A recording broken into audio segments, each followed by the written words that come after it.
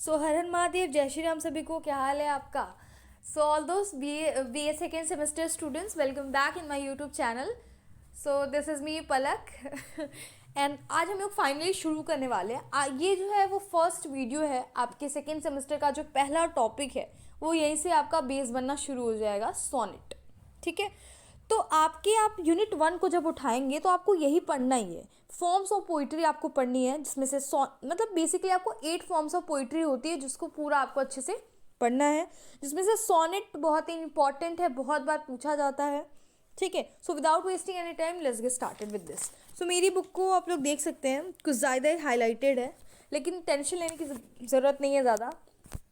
मैं अभी आप लोगों का बेस क्लियर करूंगी। सबसे पहले अगर मैं बोलूँ कि सोनेट आखिर है क्या, तो काफ़ी लोगों ने सुना भी होगा ये नाम और जानते भी होंगे कि सोनेट एक 14 लाइंस की पोएम होती है। ठीक है, ओके। सिर्फ 14 लाइंस के अलावा भी इसमें बहुत सारी इसकी चीज़ें हैं कि कैसे आई ये चीज़, हिस्ट्री क्या क्या है इसकी। सो आइए मैं बताऊँ। सोनेट बेसिकली 14 लाइंस की पोएम होती है। ठीक है, और ये 14 लाइंस की पोएम में आपके प्रॉब्लम और सॉल्यूशन दोनों दिया रहता है। जैसे कि पोइट जब लिख रहा है, शुरू की लाइंस में लिख रहा है ना, उसने लिखा कि ये चीज़ें, शुरू में प्रॉब्लम्स उसने डिस्क्राइब की और सडन उसने चेंज करके उसके रिसोल्यूशन को लिखने लगा और एंड कर दिया अपनी 14 लाइंस की पोएम को। ठीक है, तो ये हो जाएगा सोनेट, है ना। और मैं अब बता ही दी हूँ डिफरेंसेस का कि कहाँ पे ये आइडिया ट्विस्ट करता है। तो बेसिकली जो सोनेट होता है वो प्रॉब्लम्स और क्वेश्चन को इंट्रोड्यूस करता है और रिजोल्यूशन को एंड कर मतलब ऑफर करता है at the end of the poetry, right. Okay, so this is known as volta. अब आप अपना पेन कॉपी उठाएं और फटाफट नोट करते जाएं कि आखिर वोल्टा होता क्या है। बाद में मैं इसे और डिस्कस करूंगी, लेकिन जो आपको सुनते जाए ना उसको फटाफट लिखते जाए, वो ज़्यादा बेटर होगा। सो देखिए वोल्टा क्या होता है। अगर VOLTA, this is the spelling. ठीक है, वोल्टा क्या है, बेसिकली वो सडन टर्न एंड ट्विस्ट जिस लाइन पे होती है वो लाइन बोलते हैं ना, ये वोल्टा है। जैसे अगर मान लो हम अभी तो मैं आप लोगों को बेसिक क्लियर करवा रही हूँ तो इस पर नहीं जाते हैं, अभी इतना ही रखते हैं कि वोल्टा वो होता है जहाँ पे प्रॉब्लम के बाद डायरेक्टली जो जिस लाइन से वो रिजोल्यूशन सडन चेंज और twist on turn in that line जो आपको पढ़ने को मिलता है कि इससे पहले तो पोएट अलग बात कर रहा था, अचानक से बदल गया, उसी लाइन को हम बोलते हैं वोल्टा की लाइन है ये। ओके, ठीक है। सो सोनेट एक लिरिक पोइट्री होती है। यहाँ पे फर्स्ट लाइन में लिखा है it is a kind of a lyric poetry. Let me introduce all these first. It consist of 14 lines only with a particular rhythmic arrangement. इसमें रिदम होता है ना।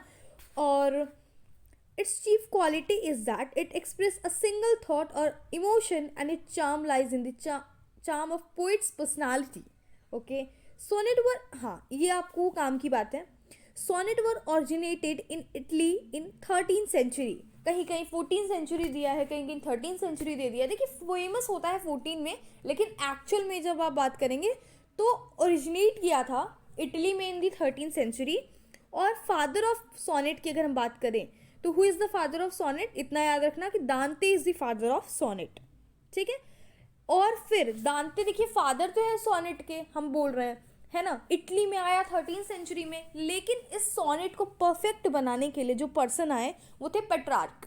ठीक है, और पेट्रार्क ने ही सोनेट को इम्प्रूव किया प्योरिटीज में, तो इस सोनेट का नाम पेट्रार्कर सोनेट भी पड़ गया। देखिए सोनेट बहुत नाम से इसमें, देखिए इटालियन सोनेट आएगा, इंग्लिश सोनेट आएगा जिसे हम लोग शेक्सपियरियन सोनेट बोलते हैं, पेट्रार्कन सोनेट। तो पेट्रार्क ने इसको इम्प्रूव करके एक प्योर फॉर्म में से दिया, तो हम बोलेंगे ये पेट्रार्कल सोनेट। तो Petrarch is the person who have perfected the sonnet. ठीक है, the subject of an Italian sonnet. हाँ ठीक है, ये भी बहुत इंपॉर्टेंट है। जो इटालियन सोनेट है, जैसे इटली में पहली बार इंट्रोड्यूस किया गया तो हम लोग इटालियन सोनेट बोलेंगे ना। तो जो इटालियन सोनेट है वो क्या है, उसका मेन जो बेसिक थीम होता था या सब्जेक्ट मैटर होता था वो सिर्फ love between the man and the women, and the poet did not compose sonnet on any subject. यानी जो 13वीं सेंचुरी में जब सोनेट आया था, इटालियन सोनेट इटली में, तो उस सोनेट की जो पोएट होते थे, है ना, जो पोएट लिखते थे वो सोनेट, वो सिर्फ प्यार मोहब्बत के बारे में ही लिखते थे, दो पर्सन के बीच में, है ना। तो जो आप नाम देखोगे उन्होंने भी जो सोनेट लिखी है वो किसी उस पर्सन के लिखी जिनसे वो प्यार करते थे। अब मैं बताती हूँ।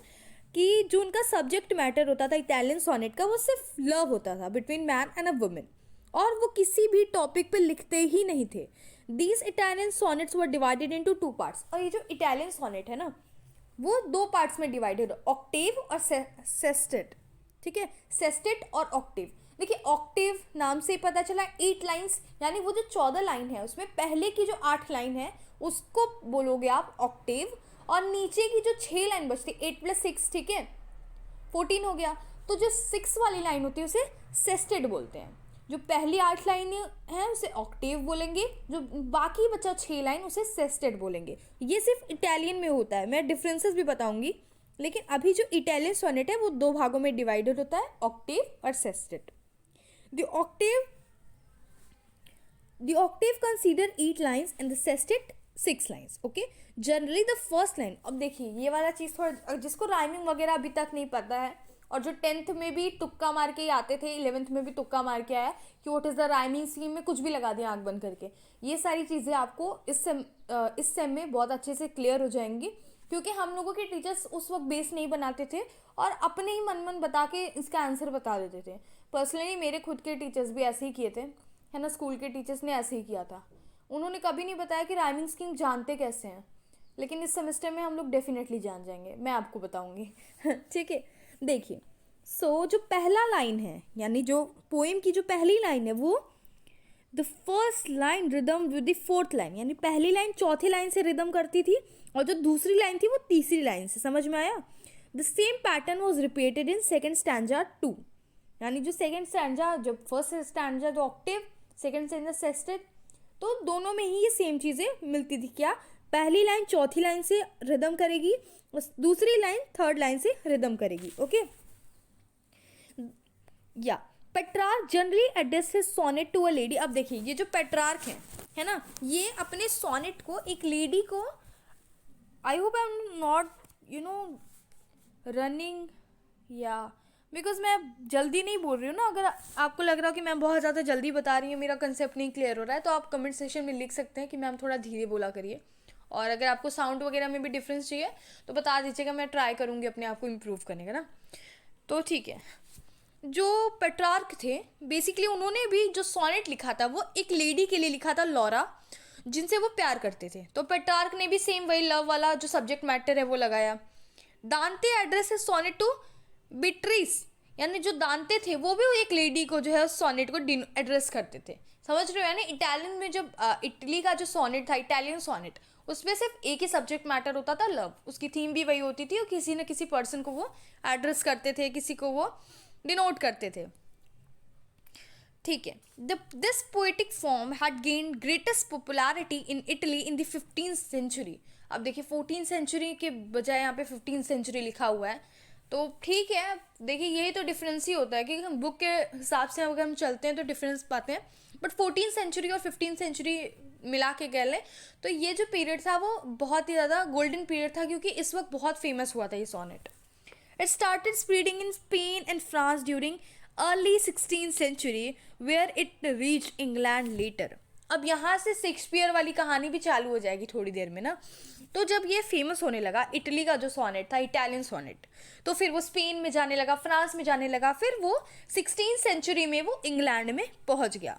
The credit of transporting the sonnet from England goes to Wyatt and Surrey. Surrey यहाँ पे कौन है? अर्ल ऑफ सरे हैं, है ना. No need of being panic कि मैम मुझे कुछ समझ में नहीं आ रहा, बिकॉज शुरू में होता है ऐसा. देखिए थॉमस वॉट है एंड द अर्ल ऑफ सरे हेनरी हॉवर्ड, ये बेसिकली इनको ही क्रेडिट जाता है. इंग्लैंड में जब वो सोनेटा इंट्रोड्यूस किया गया, अगर ट्रांसपोर्ट कर दिए गए, इन्हीं 2 पर्सन ने किया था. Watt adopted the Petrarchan sonnet form and many of his contemporaries followed his example. इसमें जो वॉट है, इनका पूरा नाम है, आप लिख लीजिए, थॉमस, THOMAS ये पूरा नाम है ना. इनकी वजह से, और एक और है अर्ल, EARL ऑफ सरे, SURREY. ठीक है, अर्ल ऑफ सरे और जो थॉमस वॉट है उनकी वजह से ही इंग्लैंड में आया था. और जो थॉमस वॉट है उन्होंने पेट्रार्कन वाला ही फॉलो किया। जैसे पेट्रार्कन क्या सोनेट क्या था कि आप लव वाले पे थीम पे आपका जो रहेगा, ठीक है, और ऑक्टेवन से सेट वाला रहेगा। तो पेट्रार्कन के सोनेट को फॉलो किया और उनके फॉलोवर्स यानी जो थॉमस वॉट को मानते थे उनके कंटेम्प्रेरीज वही सेम चीज़ें फॉलो किए। Example, thus is gained out quick popularity, although Watt was not a poet of great genius and did not introduce remarkable sonnet. Basically ये बहुत ही ज़्यादा इतने पोएट नहीं थे और इतने सारे रिमार्केबल सॉनेट्स वगैरह इन्होंने इंट्रोड्यूस नहीं की, but he had at least introduce this form in the English poetry. English poetry में उन्होंने ये जो सॉनेट है उसको इंक्लूड करवाया था। दैट्स हम जानते हैं, बाकी इनकी सॉनेट्स वगैरह इतनी ज़्यादा अमेजिंग नहीं थी, यही कहना चाहता है ये book. Okay, but he had at least introduced this form, so his contribution to the popularity of sonnet cannot be overlooked or neglected। ये बोल रहा है कि हालांकि इन्होंने किनकी सोनेट वगैरह इतनी अच्छी नहीं थी, इतनी रिमार्केबल नहीं थी, लेकिन हम इसके ये चीज़ नेग्लेक्ट नहीं कर सकते कि थॉमस वॉट की वजह से ही इंग्लैंड में ये जो इटालियन सोनेट है वो इंट्रोड्यूस होकर आ पाया। Okay, He imparted passion and emotion and enthusiasm in the poetry for the first time। इन्होंने ना passion, emotion, enthusiasm इन सारी चीज़ों को फर्स्ट टाइम अपनी पोइट्री में इंक्लूड किया। His love sonnet are great with high emotion। इनका जो सोनेट लव पे होता था ना वो बहुत ही ग्रेट और हाई इमोशन से भरा हुआ होता था। और वो क्या, ही प्रोड्यूस अबाउट 31 सॉनेट्स। अब थॉमस वॉट की कितनी सोनेट है ये पूछ देगा आराम से, तो आप लिखोगे he produced about 31 sonnets and all of them possess poetic excellence, beauty and lofty emotions. यानी ऐसा नहीं है कि थॉमस वॉट एकदम ही मतलब बेकार थे कि कितना ही अच्छा नहीं लिखते थे, लिखे हैं 31 सॉनेट लिखे हैं, और वो sonnet full of emotion, love and passion, इन सारी चीज़ों से भरा हुआ होता था, ब्यूटी, एक्सीलेंस। और उन्होंने क्या किया, ही ट्रांसलेटेड 10 सॉनेट्स ऑफ पेट्रार्क। और जो पेट्रार्क इटालियन थे, इटालियन सॉनेट जो है उसको हम लोग बोल सकते हैं कि परफेक्शन की तरफ पेट्रार्क लेकर आए थे। उन पेट्रार्क की सॉनेट को 10 सॉनेट को उन्होंने ट्रांसलेट किया था। किन्होंने ट्रांसलेट किया था ये भी पूछ लेगा, who has translated the sonnet of Petrarchan, तो आप लिखोगे थॉमस वॉट। समझ में आया किस तरीके से क्वेश्चन पूछ सकता है, आप नहीं जानते। यही रीज़न है कि हमको एक एक लाइन का मतलब पता होना चाहिए, इसीलिए मैं लाइन बाय लाइन एक्सप्लेनेशन करा रही हूँ। और जहाँ मुझे लगेगा कि मुझे अपने हाथ से समझाना चाहिए ऐसा कुछ करके, उसको भी करने के लिए रेडी हूँ मैं। आप लोग को टेंशन लेने की ज़रूरत नहीं है, you just chill. Why fear when Palak ma'am is here. Okay, ठीक है, चलो आगे बढ़ते। Okay, all of them what has adopted the Petrarch method। in some of them what introduced a novelty ending with a couplet। अब हर में तो जो Thomas what हैं उन्होंने यही दो चीज़ें फॉर्मुलेट की। बेसिकली उन्होंने पेट्रार्क का सारा रूल फॉलो किया, जैसे पेट्रार्क करते थे वैसे ही वो किया। लेकिन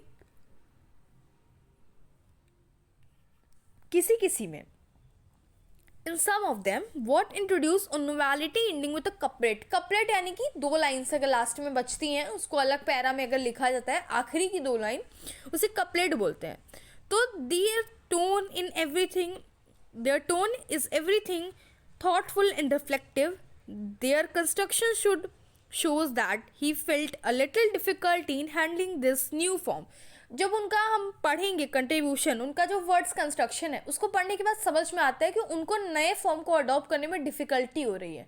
जैसे अगर आपको बोल दिया जाए कि कहीं भी ऑन द स्पॉट पोइट्री लिखो, तो फिर आप तो है 0 सन्नाटा। अगर मान लो कोई अच्छा लिखता है तो फिर वो मेरी बातों को नेग्लेक्ट करे। अब हम जैसे स्टूडेंट जब पोइट्री लिखना चालू करते हैं वो भी इंग्लिश में, है ना, हिंदी में तो भाई कुछ भी लिख देते हैं, राइमिंग शायरी भी बन जाती है कभी कभी, लेकिन इंग्लिश में जब हम लिखना ट्राई करते हैं तो बहुत अजीब लगता है कि क्या है ये, राइम ही नहीं है कुछ भी। तो पोइट्री में राइमिंग होना बहुत ज़्यादा ज़रूरी है। तो वो जब नया ये फॉर्म इंट्रोड्यूस किए थे, जब उसमें कुछ कपलेट वगैरह डाल दिए थे लास्ट में, तो देख के पता चल रहा था कि इनको डिफ़िकल्टी हो रही है इस नए फॉर्म को अडॉप्ट करने के लिए। क्यों? क्योंकि उन्होंने तो पेट्रार्क ही यूज़ करते थे, उन्हें बड़ा सही लगता था, they are comfortable with it, है ना, कंफर्ट जोन था उनका पेट्रार्क, क्योंकि वो उसी चीज़ में लिखते थे जैसे पेट्रार्क लिखते थे। ओके, ठीक है। अब हम बात करेंगे अर्ल ऑफ सरे के बारे में। अर्ल ऑफ सरे की वजह से भी इंग्लैंड में आया था, ये दोनों पर्सन का नाम साथ में आएगा। Okay okay, The Earl of Surrey developed the sonnet writing to a great extent and the credit of popularizing it mostly goes to him. सबसे ज़्यादा अगर क्रेडिट दिया जा रहा है तो अर्ल ऑफ सरी को दिया जा रहा है इंग्लैंड में ले आने के लिए. He give new turn to it. उन्होंने क्या किया, पेट्रार्कन को एक्सेप्ट नहीं किया कि मैं पेट्रार्कन का लिखा हुआ चीज़ ही चेपूंगा, है ना. वो कर लेना कि जैसे टीचर आपने ब्लैक बोर्ड पे छपवा दिया ना, उसी को छाप के वो लिख के चले गए, ऐसा नहीं किया. उन्होंने कहा कि मैं पेट्रार्क को एक्सेप्ट नहीं करूंगा, मैं एक नया फॉर्म ऑफ बनाऊंगा, क्योंकि वो इटालियन से इंग्लैंड में आ चुका है. तो अर्ल ऑफ सरे थोड़ा डिफरेंट चले. अब कैसे देखिए, Shakespeare what has done his contribution. Okay, Shakespeare adopted this sonnet form from Surrey. Shakespeare ने ये जो सरे हैं यानी अर्ल ऑफ सरे हैं, शेक्सपियर ने इनसे अडॉप्ट किया ये जो सोनेट है. He wrote chiefly love sonnets addressed to Geraldine और लेडी एलिजाबेथ फिट्जजेराल्ड. जो लेडी एलिजाबेथ फिट्जजेराल्ड हैं, ओके, इनको ये जो है शेक्सपियर, इन्होंने भी बेसिकली चीफली लव के बारे में लिखा और उन्होंने भी इस लेडी को जो है हम लोग बोल सकते हैं एड्रेस किया, जैसे सारे लोगों ने किया वही same cheese. These sonnets are most remarkable for their atmosphere of melancholy and sadness. तो जब ये सारी चीज़ें लिखते थे ना, लाइक शेक्सपियर की अब हम बात करें, क्योंकि शेक्सपियर ने अडॉप्ट किया उसे, तो वो जो इन्वायरमेंट बनाते थे शेक्सपियर, जैसे लव पे तो लिखते थे लेकिन उसमें हम लोग सैडनेस, सॉरो वगैरह देखने को मिलता था, है ना. And we often hear that the poets, you have to move in the next page, okay, cries of disappointed love in them.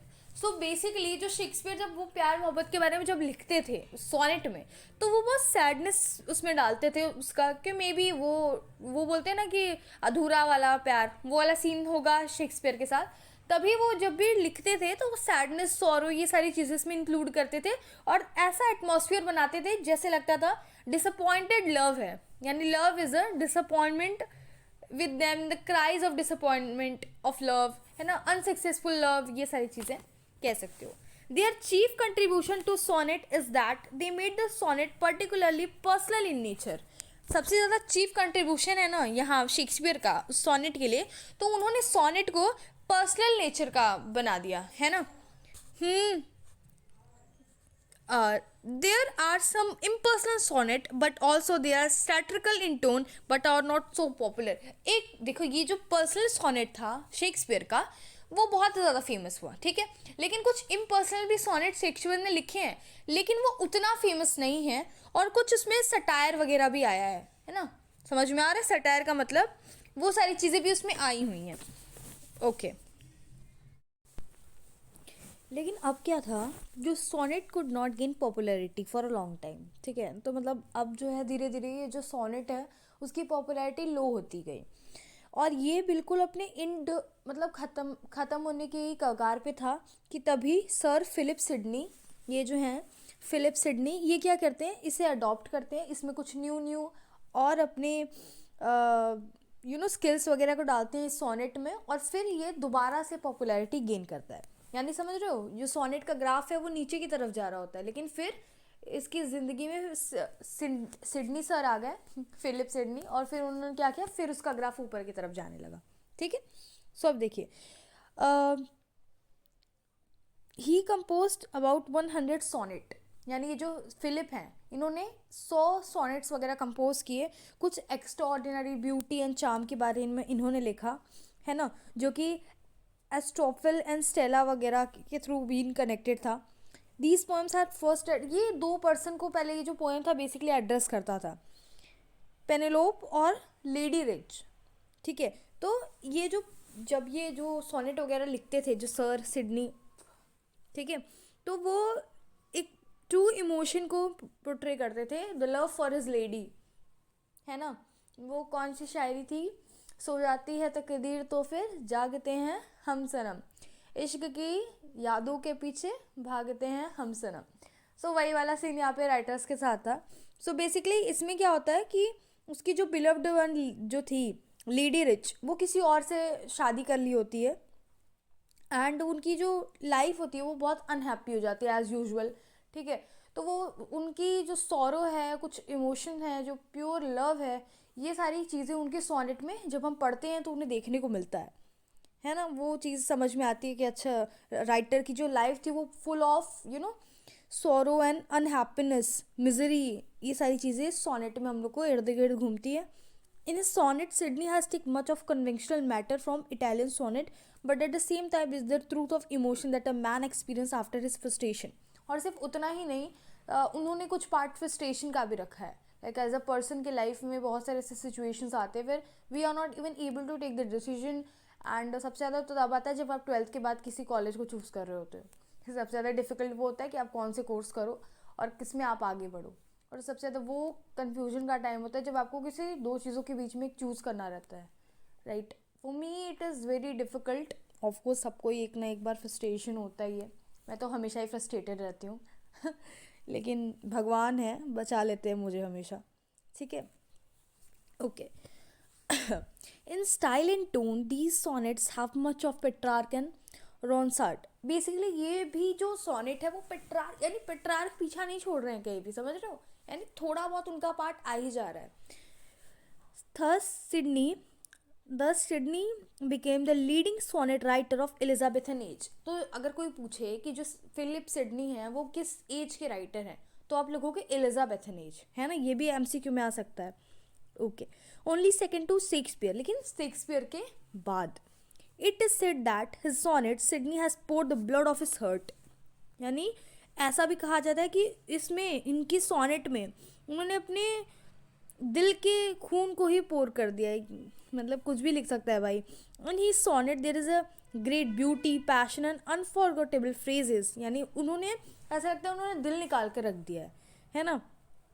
Great critic like Lamb, Hazlitt and other showered great praise to his sonnet. और बहुत सारे critic हैं, lamb हैं, Hazlitt हैं, उन सारे लोगों ने उनकी, यानी फिलिप सिडनी, इनकी जो लिखी गई सोनेट है उनको प्रेज किया है, उनकी तारीफ़ें की हैं. Although he cannot be called totally original in his sonnet, he is the first English poet to know that sonnet have great capacity as a form of poetry. तो अगर हम बोलेंगे कि जब इंग्लिश में, जैसे पहले इटालियन सोनेट था, फिर इंग्लैंड में आया और फिर वो क्या बन गया, इंग्लिश सोनेट बन गया, और इसका दूसरा नाम है शेक्सपियरन सोनेट. यानी जो पहले सोनेट पढ़े थे पेट्रार्क वगैरह की, वो थी इटालियन सोनेट. फिर जब हम इधर आए इंग्लैंड में तो वो इंग्लिश सोनेट बन गया, जिसको शेक्सपियर सोनेट बोलते हैं, बिकॉज शेक्सपियर का इसमें बहुत बड़ा रोल है. अभी आप थोड़ा थोड़ा देख रहे होंगे शेक्सपियर का, लेकिन इसमें पूरे पूरे आएंगे. अच्छा चलिए आगे बढ़ते हैं. Sidney's sonnet proved extremely inspiring to his contemporaries and after the publication of Astrophel and Stella, ये जो इनकी पब्लिकेशन हुई उसके बाद, there was a rich harvest of sonnet in England. इन सारी पब्लिकेशन के बाद सोनेट का तो भाई वो क्या बोलते हैं ना, सोनेटम फैल गया दूर दूर तक. हर जगह सोनेट का ही नामो चर्चा इंग्लैंड में. Although the number of these sonnets was very large, only Spenser and Shakespeare's are worth consideration. जबकि बोलते हैं सोनेट जो है वो बहुत ज़्यादा, मतलब हर कोई सोनेट लिख रहा है, हर कोई सोनेट लिख रहा है, लेकिन कुछ अगर वर्थ की हम बात करें तो स्पेंसर हो गए, शेक्सपियर हो गए, ये इनकी ये कुछ काम की चीज़ें हैं जो आपको जाननी चाहिए. लाइक स्पेंसर हैं, 88 लव सोनेट लिखे हैं, है ना, and all of them had been addressed to Elizabethan poet, and जो he called them Amoretti. The feeling expressed in these sonnets are true and simple.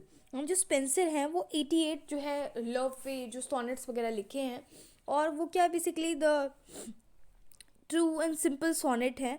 No symbolism but direct expression of heart of the poet. यानी direct जो है बोलती हैं, कोई symbolism समझते हैं आप लोग ना. लाइक मैंने अभी स्टोरी बताई कि द लास्ट लीफ, मैंने इससे पहले फर्स्ट सेमेस्टर में पढ़े थे द लास्ट लीफ, उसमें सिम्बॉलिज्म था, क्योंकि वो लास्ट लीफ सिर्फ एक आखिरी पत्ते को नहीं बोल रहा है, उसके पीछे की कहानी बहुत बड़ी थी. लेकिन इसमें जो सिडनी थे, सर फिलिप हैं, वो बहुत ही डायरेक्ट एक्सप्रेशन देते हैं, है ना. लाइक इतना घुमा फिरा के नहीं बोलते, कुछ सिम्बॉलिज्म नहीं है जिसको आपको खोज करके एज अ फिलोसफिकल कुछ नहीं है, नॉर्मली वो. And they possess pure beauty without any artificiality और सॉरो. कुछ भी ऐसा नहीं था इनमें. They simply tell the love story which is pure and totally devoid to repentance और टॉर्चर ऑफ लवर्स. ठीक है, सो ये सारी चीज़ें अभी आप लोगों को बहुत कुछ पढ़ने को मिलेगा. ठीक है, these sonnets have been composed in an easy and graceful style. उनका जो स्टाइल था वो easy, simple, graceful. They are steeped in great beauty. They reveal the changes of lovers' fortune. So सारी वही प्यार मोहब्बत की बातें, लवर्स फॉर्च्यून कैसे कितना ज़्यादा दुख है लाइफ में क्योंकि वो दूसरे से शादी कर ली होती है. That's why the frustration, the sorrow, sadness, everything. Okay, they have a serious but sometimes seems incomplete. They are serious यानी वो तो सीरियस होते हैं बट कभी कभी इनकम्प्लीट दिखते हैं. When the lovers feel to have reached near the goal, sometimes evil creates misunderstanding and causes separation. Of course, this line is very important. Like, I'm not gonna give a lecture on this topic. I don't think I have to. Basically यहाँ पे ये बोला जा रहा है कि जब भी जो लवर्स होते हैं वो अपने गोल को अचीव करने वाले होते हैं, ठीक है, तो उस वक्त कुछ एविल जो होता है वो ऐसी मिसअंडरस्टैंडिंग क्रिएट करते हैं जैसे दो लोग अलग हो जाते हैं, है ना, हो जाते हैं. तो the modern criticism has prove damaging to the popularity of his sonnet like the other Elizabethan sonnet. Some critic now believe the sonnet in Amoretti are mostly address to lady Carey, Lady Carey rather than to Elizabethan boy. So in these sonnet there is sometimes the lack of true passion. Move to the next page. We are here. The heroine of Sydney is the imitation of beautiful lady in the sonnet of Petrarch. So basically कुछ कुछ critic का ये भी मानना है कि जैसे हम लोगों ने एलिजाबेथ बॉयल की बात, जब हम बॉयल की बात करते हैं तो कुछ कुछ ने कहा कि नहीं वो इसके बारे में नहीं, वो लेडी कैरी के बारे में बात करते हैं. तो ये इस चीज़ के लिए थोड़ा सा है कि आखिर वो जो सोनेट लिख रहे हैं, लव सोनेट, वो किस पर्सन के लिए लिख रहे हैं, किस लेडी के लिए लिख रहे हैं. तो इससे ये भी पता चलता है कि दो लेडी हैं लाइफ में.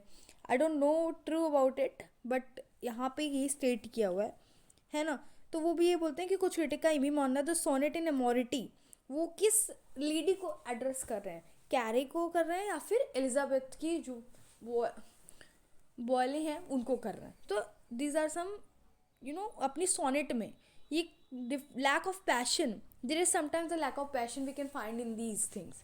The heroine of Sydney is the imitation of beautiful lady in this sonnet of Petrarch, but in spite of lack of passion, we are compelled to admire them for the beauty and passion. Now you can see I have highlighted this. Henry Constable, another Elizabethan sonnet writer. ये भी एक और writer उत्पन्न हो गए, ठीक है. Wrote a number of love sonnet which has been collectively called Diana, ठीक है. तो इनकी जो भी कलेक्टिव जो भी लव सोनेट्स हैं उनको एक साथ बोलते हैं डियाना, DIANA. सो डियाना भी करके पूछ सकते हैं कि व्हाट इज़ इट, तो आपको MCQ में लगाना है. It is the basically the love sonnet of Henry Constable. After Sidney then Daniel was the most popular sonnet writer of his age. Daniel जो होते हैं वो बहुत ही सिडनी के बाद जो है डैनियल जो होते हैं वो बहुत ही पॉपुलर सोनेट राइटर होते हैं. He depend on foreign inspiration and follow the model of Tasso. His collection is known as Delia. So अब डायना, डिलिया ये सब क्या है यार, कुछ और मत बोलते ना, ठीक है. Delia they are primary love sonnet. Basically अब आप देख सकते हो कि ये पूरी लव सोनेट ही है. हम शुरू से देख रहे हैं कोई अपनी लेडी को एड्रेस कर रहा है, फिर अंत में आके देख रहे हैं कि वो अपनी स्टोरी के सैडनेस को बता रहा है कि कैसे वो इनकम्प्लीट है, कैसे वो अलग हो गए, फ्रस्ट्रेशन. अभी तक सिर्फ लव लव आया है, यानी थीम क्या है उसका, लव है. ओके, वेयर वाज आई, या the lady is unknown remain hidden. अब जो ये हैं डैनियल हैं, बेसिकली ये जो डिलिया लिखे हैं ना, जो कलेक्शन है इनकी लव नॉवेल्स का, वो एक ऐसी इमेजिनरी लेडी को एड्रेस किया. अब सोचो इनके लाइफ में कोई लेडी नहीं थी लेकिन वो एक लेडी को एड्रेस करके लव सोनेट लिखें. बिकॉज जब आप किसी को इमेजिन नहीं करेंगे कि वो आपका प्यार है तो फिर आप लव सोनेट लिखेंगे कैसे, इमेजिनेशन. तो इन्होंने जो लेडी को एड्रेस किया है, प्यार मोहब्बत वाला जो भी एड्रेस है, वो एक इमेजिनरी है, वो पर्सन कोई नहीं है एक्चुअल लाइफ में. The lady is hidden, unknown. So the passion of love is not completely realistic. तो अब जो लव का जो पैशन है वो रियलिस्टिक नहीं है क्योंकि रियल पर्सन ही नहीं है, वो एग्जिस्ट ही नहीं करता. These sonnets are in the tone of appeal for his pity, appeal for her pity, and so most often they lose any deep effect. So कभी कभी अब जैसे कोई पर्सन है, वो जो मान लो कि कोई है किसी को किसी से प्यार है, मोहब्बत है, ठीक है, तो वो जिस तरीके से उसे एक्सप्रेस करेगा, वो पर्सन जो अपने ख्याली दुनिया में खोया हुआ है वो उसे एक्सप्रेस नहीं कर पाएगा. Sometimes he lose to tell about कि वो कैसी होनी चाहिए, है ना. इस बात पे मुझे एक सॉन्ग याद आ रहा है, छोड़ो, मुझे नहीं बताना चाहिए, आगे बढ़ती हूँ।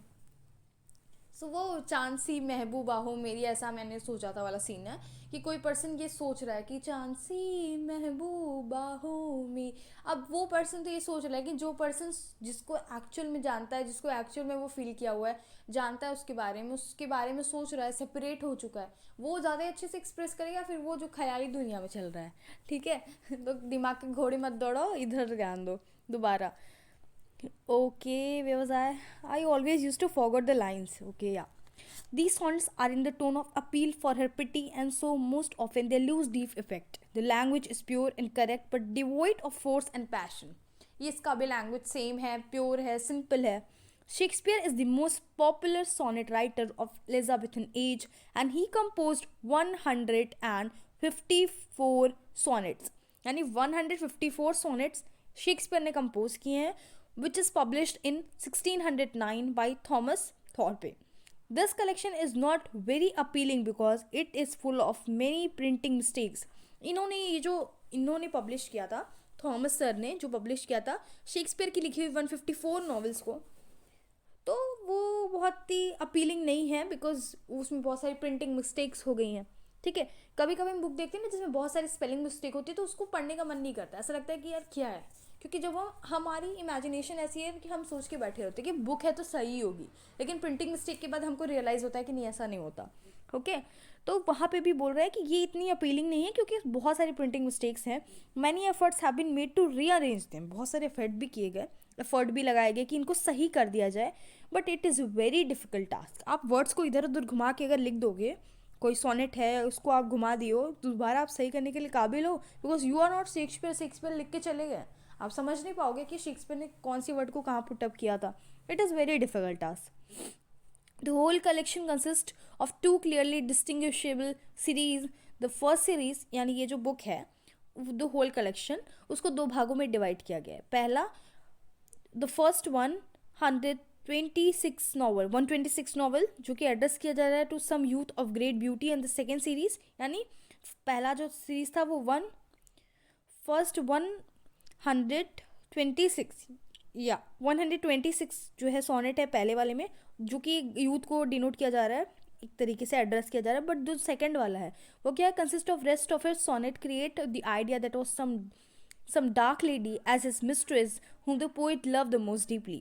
So फिर जो सेकेंड वाला जो पार्ट है जितना भी रिमेनिंग है उसमें वो लव, एक लेडी के पर्सन उसकी मिस्ट्रेस वगैरह को अपने उसके प्रति प्यार वगैरह दिखा रहे हैं. Various contrary ideas that has been expressed in this regard and was date order or the identity of W.H. The Dark Women has not been settled. However, there is much of autobiographical touch in them. अच्छा, जब हम Shakespeare वगैरह का जब देखते हैं तो इसमें थोड़ी ऑटोबायोग्राफिकल टच भी आ जाएगा. ऑफकोर्स पर्सन ने अपनी लाइफ से उठा के अगर उसे लिखा है तो ऑटोबायोग्राफिकल टच आ गया उसमें. Okay, Saintsbury praises them that there cannot be better melodious beauty than the sonnets of Shakespeare. तो सेंट्सबरी जो है वो एक पर्सन है, ठीक है, उन्होंने प्रेज किया है शेक्सपियर को कि इससे ज़्यादा ब्यूटीफुल मेलोडियस ब्यूटी कहीं और किसी और के सोनेट में नहीं पाई जाएगी, है ना. ये सारी प्रेज किए हैं. वॉल्टर क्या कहते हैं, Walter think that the Shakespearean sonnet captivate the reader by their intensity of personal appeal. तो जो वॉल्टर हैं वो भी यही सेम चीज़ बोलते हैं कि जो शेक्सपियर की जब हम सोनेट पढ़ते हैं तो उसमें पर्सनल अपील बहुत ज़्यादा है. जैसे हम चार्ल्स लैम्ब को पढ़े थे, वो अपनी लव लाइफ को कैसे डिफाइन किए थे कि उनके बच्चे हैं, उनकी वाइफ है एलिस, उनके बच्चे भी हैं, उसकी गर्ल जो है हुई है, जो बेटी है उसका भी नाम एलिस है. तो ये क्या होता है, एलाइस है जो भी है, तो उसमें वो अपनी रियल लाइफ बता रहे हैं कि actually he is unmarried, he fail in love with a person who did not marry her, है ना, उसका प्रपोजल रिजेक्ट कर देती है, वो दूसरे से शादी कर लेती है, फिर वो सब कुछ इमेजिन करता है. शेक्सपियर की सोनेट में भी थोड़ी थोड़ी चीज़ें पर्सनल लाइफ से ऑटोबायोग्राफिकल टच देखने को मिलता है. वही बहुत सारे क्रिटिक ने उनको प्रेज किया है, वो चीज़ें के बारे में कहा है. ठीक है, it is by this quantity that they hold their place with the greatest poetry of the world. They are rich in metaphor. अब जो शेक्सपियर की जब हम पढ़ते हैं तो उसमें मेटाफोर वगैरह and the intensity of emotion is supreme in them. Emotion जो है वो सुप्रीम है और मेटाफोर वगैरह यूज़ हुआ है.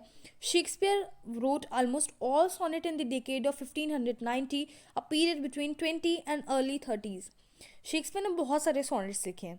दे are mostly based on the theme of love and beauty. ठीक है, द पर्सनल फीलिंग्स एक्सपीरियंसेस, जो कि पूरी तरीके से यूनिवर्सल है, यानी इनका भी थीम उसी के इर्द गिर्द घूमता है. शेक्सपियर के बाद the sonnet was not much popular in English poetry. Shakespeare के बाद ये जो सोनेट है वो इतना ज़्यादा पॉपुलर नहीं हुआ इंग्लिश पोइट्री में. दो this form was never completely neglected. इतना पॉपुलर नहीं था लेकिन स्टिल उसको निगलेक्ट भी नहीं किया गया.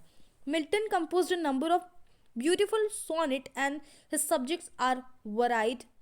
ठीक है, in form, he adopted the Italian style, while Shakespeare had invented a sonnet pattern from those of classical ones. He did not divide sonnet with just a minute. Milton ने भी बहुत सारे ब्यूटीफुल सॉनेट्स को compose किया और उन्होंने Italian sonnet style को अपनाया, जबकि जो शेक्सपियर थे उन्होंने क्लासिकल स्टाइल को अपनाया. दैट मीन्स कि उन्होंने ऑक्टेव और सेस्टेट में डिवाइड नहीं किया. उन्होंने थ्री स्टैंजास और 4 लाइन, यानी 3 स्टैंजा 4 लाइन की डिवाइड किया. 4 1 4, 4 2 8, 4 2 12. अब कितना बचा? 2 बचा और लास्ट में एक कपलेट हो जाता है ना, समझ रहे हो, rhyming couplet eight the and. तो जब हम शेक्सपियर के डिवीजन की बात करेंगे, अब देखो डिफरेंस आ गया. इटालियन सोनेट में ऑक्टेव एंड सेस्टेट हो जाता था, यानी 2, और जिसमें 8 लाइन्स और 6 लाइन्स, और जिसमें 9th लाइन में वोल्टा होता था. लेकिन शेक्सपियरन सोनेट कैसे डिवाइड है? 3 स्टेंजर्स ऑफ 4 लाइन, यानी 3 समझ लो 4 लाइन के, तो 4 4 8 4 12, और बाकी 2 बचा वो जो लास्ट में जिसे हम लोग कपलेट बोलते हैं, वो भी राइमिंग में होती है. तो शेक्सपियर इस तरीके से डिवाइड किए क्योंकि वो थोड़ा ट्रेडिशनली यूज़ किए हैं. समझ में आ गया होगा. देखो डिफरेंस आपको एक बार अपने दिमाग में बैठाइए, फिर अपनी कॉपी में खुद से डिफरेंस लिखिए और एमसीक्यूज खुद से बनाइए. बेटर रहेगा कि आप एमसीक्यूज बनाते चलिए, और अगर आपको कुछ नहीं आता तो आप कमेंट सेक्शन तो है ही मेरा ओपन, आप लोग आके पूछ सकते हैं. ठीक है, now all these 3 stanzas are different in rhyming but the pattern is same. यानी इनकी जो पैटर्न है वो सेम रहेगा. देखिए जो लास्ट की 2 लाइन्स है ना, शेक्सपियर के जो सोनेट है, शेक्सपियरन सोनेट या फिर इंग्लिश सोनेट, उसकी जो आखिरी की 2 लाइन जो कपलेट है ना, उसमें ही वोल्टा मिलता है आपको, यानी सॉल्यूशन मिलता है. इससे पहले वाली सारी 12 लाइनों में आपको प्रॉब्लम डिस्कस करेंगे शेक्सपियर. ठीक है, अरे शेक्सपियर ही नहीं, जितने भी इंग्लिश सोनेट वगैरह लिखे हैं वो. समझ में आ गया. कपलेट यानी कि 2 लाइन, तो कपलेट में आपको वोल्टा मिलेगा, बाकी इससे पहले वाली लाइंस में आपको सारे प्रॉब्लम्स मिलेंगे. उन्हीं 2 लाइन में आपको रिजोल्यूशन, टर्निंग, ट्विस्टिंग सब कुछ देखने को मिलता है. Now the first line rhyme with the third line. तो पहली लाइन तीसरी लाइन से राइम करती है, the second one with the fourth. तो डिफरेंस है ऑफकोर्स राइमिंग में. जो मैंने फर्स्ट बताया था जो इटालियन सोनेट है उससे जो शेक्सपियरन सोनेट यानी इंग्लिश सोनेट है वो ऑफकोर्स डिफरेंट है, क्योंकि जिसे अभी मैंने थोड़ी देर पहले ही बताया कि उसकी राइमिंग स्कीम इसकी राइमिंग स्कीम भी डिफरेंट है. जो डिफरेंस अगर देखो लिखने को तो आएगा नहीं, लेकिन फिर भी आपको पता होना चाहिए अगर डिफरेंस आता है तो आपको कैसे लिखना है. The whole theme and the ideas develop in these 3 stanzas, I am so sorry, these stanzas in the logical manner. Now move to the another page. This is the last one. The couplet, the poet represent the conclusion of what he had said earlier, but Milton adopted the classical technique. Sonnet देखिए Shakespeare का तो मैंने बता दिया कि उन्होंने 3 stanzas of 4 line and then after 2 couplet जिसमें वो रिजोल्यूशन बता रहे, कंक्लूजन दे रहे. लेकिन मिल्टन ने क्लासिकल टेक्निक अपनाया. वो क्या बोलते हैं? His sonnets have Octave and sestet, यानी जो बेसिकली फर्स्ट वाले में था इटालियन में, वैसे ही उन्होंने ऑक्टेव, जो कि अब देखिए इन्होंने, अब हम बोलेंगे मिल्टन का क्या था. मिल्टन ने ऑक्टेव और सेस्टेट अपनाया, लेकिन ऑक्टेव को उन्होंने कैसे डिवाइड किया? 2 स्टैंजा में. अब मान लीजिए कि ऑक्टेव हम नॉर्मली बोल रहे हैं कि 8 लाइन एक साथ लिखा है, लेकिन जब मिल्टन की अगर बात करें तो 4 लाइन के 2 स्टैंजा बना दिए उन्होंने. और क्या वो उन दोनों को ऑक्टेव बोलता है, और जो लास्ट की बची हुई लाइन उसे सेस्टेट बोलता है ना. And rhyming scheme of first 4 lines is repeated in the next. So समझिए आइडेंटिकल राइमिंग स्कीम है यहाँ की. The first line with the fourth, पहला चौथे से, और same is repeated with the fifth. समझ में आया. The second line rhyme with the third and repeated in the 6th and 7th. The sestet follow 2 different rhyming schemes, लेकिन जो sestet होता है उसमें 2 तरह की राइमिंग स्कीम फाइंड होती है, यानी इसमें थोड़ा वेरिएशन है. Sometimes there are 3 group of lines each rhyming alternatively, यानी ये इससे वो इससे ऐसा हो रहा है. But sometimes there are 3 lines repeated again in the next time. Milton the sonnet was all after Milton. देखो मिल्टन जब मर गए ना, मिल्टन जब चले गए तो सोनेट एकदम भूला जा चुका था, ख़त्म ही कहानी हो गई. They were retrieved in freshness with a great vigour during the period of romantic revival in the hands of Wordsworth and Keats. फिर W B I think Keats है, कीट्स आए, वर्ड्सवर्थ आए, इनका नाम सुना ही होगा, थॉट वगैरह हम लोग इनका देखते ही हैं. ये आए और फिर इसमें भी इन्होंने कुछ अच्छी अच्छी चीज़ें ऐड की और फिर से सोनेट को जिंदा कर दिया. सच में, यानी जैसे जैसे कोई राइटर मरता है तो उस जो यूज़ कर रहा होता है उसकी जो पॉपुलैरिटी है वो धीरे धीरे कम होती है और कोई नया पर्सन उसमें जान डाल के डिफरेंट अपनी एक स्किल निकाल के उसको थोड़ा सा पॉपुलैरिटी गेन करा देते हैं. But the love theme has been replaced by nature. अब देखो, जो मिल्टन ने, जो शेक्सपियर ने, जो सिडनी ने, जो उससे पहले राइटर्स जितने भी थे, जितने भी पोइट थे, सब ने क्या किया था, लव, लव, सॉरो, इसी पे लव, ब्यूटी, फ्रस्ट्रेशन, इन सब पे एक इनका सब्जेक्ट मैटर था. बट वर्ड्सवर्थ और कीट्स के द्वारा ये जो चेंज हो गया था, nature and other worldly problem, so that the granule of the sonnet was almost lost and it could not regain the glory that it enjoyed in the hands of Sidney, Shakespeare and Milton. हालांकि ये इन्होंने ये change तो कर दिया था पर फिर भी ये ख़त्म ही हो चुके थे, खो से गए थे. बिकॉज जैसे जैसे हमारे डिफरेंट अमेजिंग राइटर्स जैसे मिल्टन, शेक्सपियर और सिडनी हो गए, इनके बाद जो है वो कुछ खास इतना फ़र्क नहीं पड़ा. हालांकि जो डब्ल्यू बी येट्स और हमारे वर्ड्सवर्थ है उन्होंने इसको अलग तरीके से बना के इसका जो सब्जेक्ट मैटर है वो नेचर को बना दिया है ना, नेचर को बनाया, लेकिन स्टिल वो उस तरीके के पॉपुलैरिटी गेन नहीं कर पाए जिस तरीके से वो कभी गेन किए थे. सो आज की वीडियो हो गई कंप्लीट. अभी मैंने जो भी बताया वो मैं अपनी हैंड रिटन आपको नोट्स अगली वीडियो में दूंगी, ठीक है, पार्ट 2 जिसे हम लोग बोलेंगे. और उस वीडियो में मैं आपको तीनों जो सोनेट हैं, ठीक है, उसको कंपेयर करूँगी और ये कौन लिखता था, कौन से राइटर लिखते थे वो बताऊँगी मैं आपको. और फिर उनकी राइमिंग स्कीम्स अच्छे से लिख के आपको एक्सप्लेन करूँगी. फिर आपको थोड़ा कुछ क्विज भी करूँगी ताकि आपको पता चल जाए कि, और कुछ होमवर्क भी दे दूँगी लास्ट में ताकि आप कमेंट सेक्शन में मुझे रिप्लाई भी कर देना, ठीक है. So okay guys, I hope इतना ज़्यादा आप लोग टाइम दिए उसके लिए थैंक यू सो मच. आप, मुझे यकीन है कि आप कुछ लर्न किए होंगे. हालांकि अभी नहीं समझ में आएगा क्योंकि फर्स्ट क्लास है ही, अभी थोड़ा सा टिपिकल लगता है शुरू में. इट इज़ वेरी कॉमन, सबको लगता है फर्स्ट क्लास में सारी इसकी हालत यही होती है. बट क्या ही डरना है ना, जब हम पढ़ ही रहे हैं तो फिर यार इन्जॉय करके पढ़ते हैं. अब इंग्लिश ले लिया है आप लोगों ने, भले ही सेकेंड ईयर तक लिया है, फिर थर्ड ईयर तक लिया है, अब तो आपको पढ़ना ही पढ़ना है, ठीक है.